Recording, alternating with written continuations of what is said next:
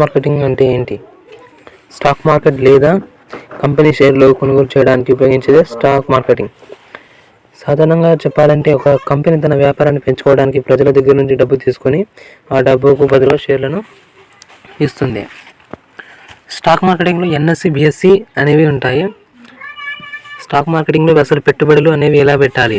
Demat account first open చేసుకొని Zerodha, grow, Upstox ఇలాంటి యాప్స్లో మనకు ఇష్టమైనటువంటి కంపెనీస్లలో షేర్స్ తీసుకోవాలి. స్టాక్ మార్కెటింగ్లో ఎక్కువ రిస్క్ అయితే ఉంటుంది.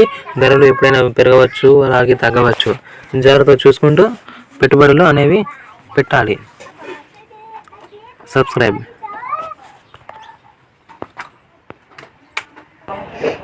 మల్టిప్లై చేయడం నేర్చుకో.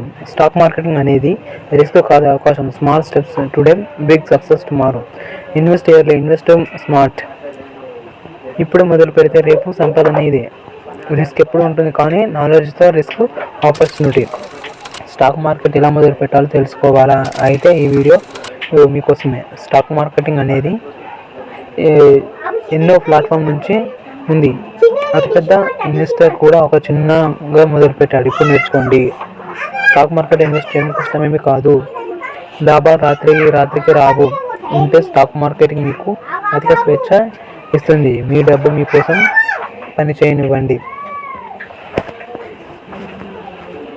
మార్కెటింగ్ అంటే ఏంటి?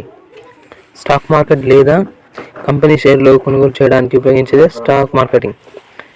సాధారణంగా చెప్పాలంటే ఒక కంపెనీ తన వ్యాపారాన్ని పెంచుకోవడానికి ప్రజల దగ్గర నుంచి డబ్బు తీసుకొని ఆ డబ్బుకు బదులుగా షేర్లను ఇస్తుంది. స్టాక్ మార్కెటింగ్లో ఎన్ఎస్సి, బిఎస్సి అనేవి ఉంటాయి. స్టాక్ మార్కెటింగ్లో అసలు పెట్టుబడులు అనేవి ఎలా పెట్టాలి? డిమాట్ అకౌంట్ ఫస్ట్ ఓపెన్ చేసుకొని జిరోదా, గ్రో, అప్స్టాక్ ఇలాంటి యాప్స్లో మనకు ఇష్టమైనటువంటి కంపెనీస్లలో షేర్స్ తీసుకోవాలి. స్టాక్ మార్కెటింగ్లో ఎక్కువ రిస్క్ అయితే ఉంటుంది. ధరలు ఎప్పుడైనా పెరగవచ్చు, అలాగే తగ్గవచ్చు. జాగ్రత్తగా చూసుకుంటూ పెట్టుబడులు అనేవి పెట్టాలి. సబ్స్క్రైబ్.